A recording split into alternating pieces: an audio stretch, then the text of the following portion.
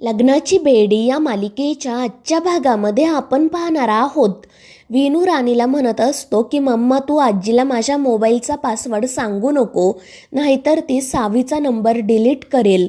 मात्र रुक्मिणी राणीला म्हणत असते की मला या मोबाईलचा पासवर्ड सांग, यापुढे त्या सावीचा नंबर या मोबाईलमध्ये राहणार नाही.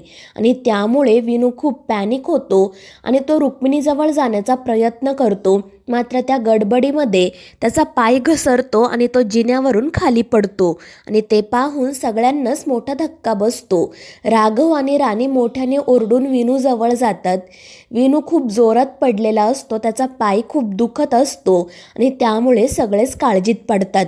राघव विनूला उचलतो आणि सोफ्यावर घेऊन जातो. तो विनूच्या पायाच्या ब्रेसेस काढतो आणि त्यानंतर त्याला कुठे दुखापत तर झाली नाही आहे ना ते चेक करतो. मात्र विनू मोठमोठ्याने ओरडत असतो, त्याचा पाय खूप दुखत असतो. रिषभ पटकन त्याच्यासाठी पाणी घेऊन येतो, तर राणी त्याला डॉक्टरांना सुद्धा कॉल करायला सांगते. विनूची अवस्था बघून सगळेजण काळजीत पडतात. मात्र त्यावेळी ऋतुजा म्हणते की हे सगळं काही त्या सावीमुळे झालं आहे. ती सावीसुद्धा तिच्या आईसारखीच अपशकुनी आहे आणि ती रुक्मिणीला सांगते की आपल्यावर खूप मोठं संकट येणार आहे आणि हा त्याचाच इशारा आहे. आणि ऋतुजाचं हे बोलणं ऐकून राजश्री तिच्यावर ओरडते. मात्र रुक्मिणी म्हणते की ऋतुजा काही चुकीचं बोलत नाहीये. ती सिंधू अपशकुनी होती आणि तिची मुलगीसुद्धा अपशकुनीच आहे. आणि ते ऐकून सगळ्यांनाच धक्का बसतो.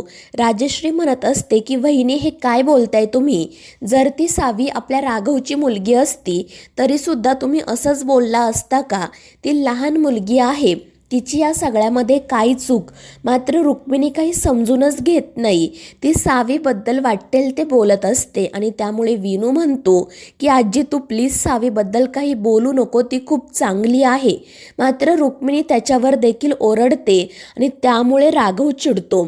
तो म्हणतो की ते विनूची काय अवस्था आहे आणि तुमचा काय गोंधळ चाललाय, परिस्थितीची थोडी तरी जाणीव ठेवा. मात्र रुक्मिणी काही ऐकूनच घेत नाही. ती राघवला म्हणत असते की तू या विनूला समजवायला हवं, त्याला सगळी परिस्थिती नीट सांगायला हवी. त्यावर राघव म्हणतो हो काकू, पण तू विनूची अवस्था आधी समजून तरी घे आणि नंतर प्लीज हा गोंधळ घाल. मात्र रुक्मिणी काही ऐकतच नाही. ती सिंधू आणि सावीबद्दल बोलत राहते आणि त्यामुळे राघव खूप चिडतो. तर दुसरीकडे सिंधू सावीला आवाज देत असते, तिचा घरभर शोध घेत असते. मात्र तिला सावी कुठेही सापडत नाही. आणि त्यानंतर जेव्हा सिंधू तिचा मोबाईल चेक करते तेव्हा तिला समजतं की सावीने शेवटचा फोन विनूला केला होता. त्यामुळे सिंधूला शंका येते की नक्कीच ही मुलगी विनायकला भेटण्यासाठी पुण्याला गेली असणार. तर दुसरीकडे सावी बस स्टँडवर उभी असते आणि पुण्याच्या गाडीची वाट बघत असते. आणि त्यानंतर ती विनूच्या घरी कसं जायचं या गोष्टीचा विचार करते आणि मग ठरवते की ती इथून पुण्याला जाणार. पुण्याला गेल्यानंतर तेथील पोलीस स्टेशनमध्ये जाणार आणि पोलिसांना सांगून ती तिच्या पोलीस काकांच्या घरी जाणार. मात्र ती हे सगळं ठरवत असताना एक माणूस त्या ठिकाणी येतो आणि सावीकडे बघून हसत राहतो. त्यानंतर तो सावीची चौकशी करतो की तू इथे एकटीच आली आहे का, तुझ्यासोबत कोण आहे? त्यावर सावी त्याला सांगते की मी ते एकटीच आले आहे आणि माझ्या आईला ही गोष्ट माहीत नाही. त्यामुळे तो माणूस खुश होतो आणि मनाशी म्हणतो की बरं झालं, ही पोरगी एकटीच इथे आली आहे, आता मी हिला पळवून नेतो. ही पोरगी पण चांगली दिसत आहे, हिचे चांगले पैसे मिळतील. आणि मग त्यानंतर तो सावीसोबत बोलत राहतो. तर दुसरीकडे रुक्मिणी राघवला विचारत असते की सावी आणि सिंधूने आपल्या घरात यावं अशी तुझी इच्छा आहे का? आणि तिचा हा प्रश्न ऐकून राघव खूप चिडतो आणि त्या दोघांमधील वाद वाढतच जातो. त्यामुळे राणी त्यांच्यावर ओरडते आणि त्यांना गप्प बसायला सांगते.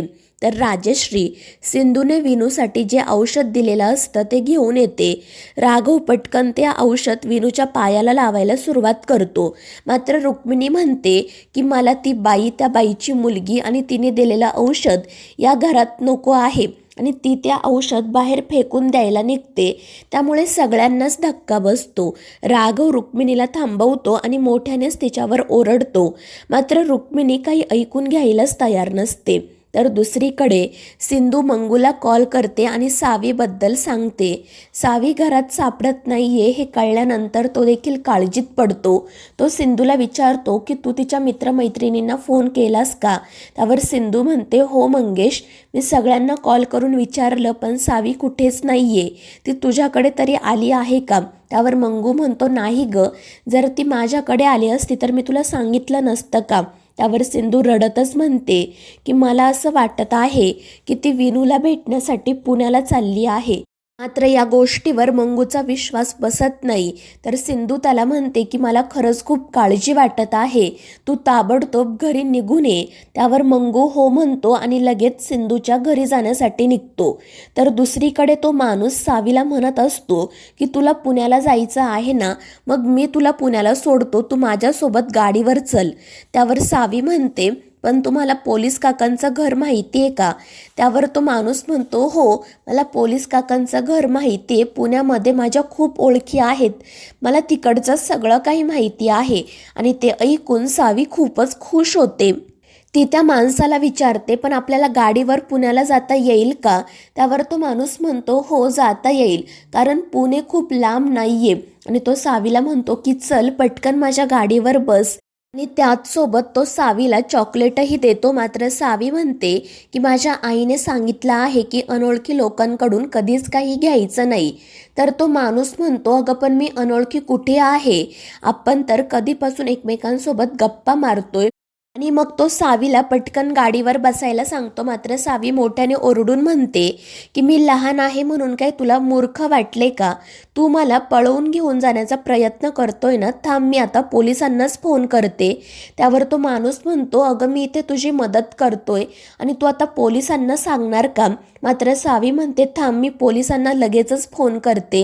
आणि ते ऐकून तो माणूस घाबरतो आणि तेथून निघून जातो. तर सावी म्हणत असते की लोकांना असं वाटतं की मी एक लहान मुलगी आहे, पण त्यांना हे माहितीच नाही की मी इन्स्पेक्टर सावी सावंत आहे. आणि त्यानंतर ती पुण्याच्या बसची वाट बघत तिथेच थांबते. तर दुसरीकडे राघव राणीला विचारत असतो की विनू जिन्यावरून कसा काय पडला. आणि त्यावर राणी त्याला घडलेला सगळा प्रकार सांगते. त्यामुळे राघव रुक्मिणीवर अजून चिडतो. तो म्हणतो की मी तुम्हा सगळ्यांना आधीच सांगून ठेवतोय की तुम्हाला जो गोंधळ घालायचा असेल तो घाला, पण माझ्या मुलाला या सगळ्यामध्ये ओढू नका. आणि तो लहान आहे एवढं सुद्धा काकू तुला कळत नाही का? मात्र त्यामुळे रुक्मिणी सुद्धा चिडते. ती म्हणते की राघव, आजपर्यंत मी तुझं सगळं काही ऐकलं, पण यापुढे तुझी मनमानी सहन करणार नाही. त्यावर राजश्री तिला विचारते की वहिनी, राघवने कधी मनमानी केली? त्याने नेहमीच या घराचा विचार केला आहे. मात्र रुक्मिणी म्हणते की राघव त्या सिंधूसोबत लग्न करून या घरात तिला घेऊन आला, तिची बाजू घेऊन आपल्या सगळ्यांसोबत भांडला आणि त्याच्या त्या कर्माची फळं आपण आज सुद्धा भोगत आहोत. आणि आजही हा राघव तेच करतोय. आणि ती राघवला विचारते की तू या परक्या मुलाची बाजू घेऊन माझ्यासोबत भांडतोयस का? तुला आपलं रक्त परक रक्त यातला फरकही कळत नाही का? त्यामुळे राघव खूप चिडतो. तो रुक्मिणीला म्हणतो की काकू, हे काय बोलतेय तू?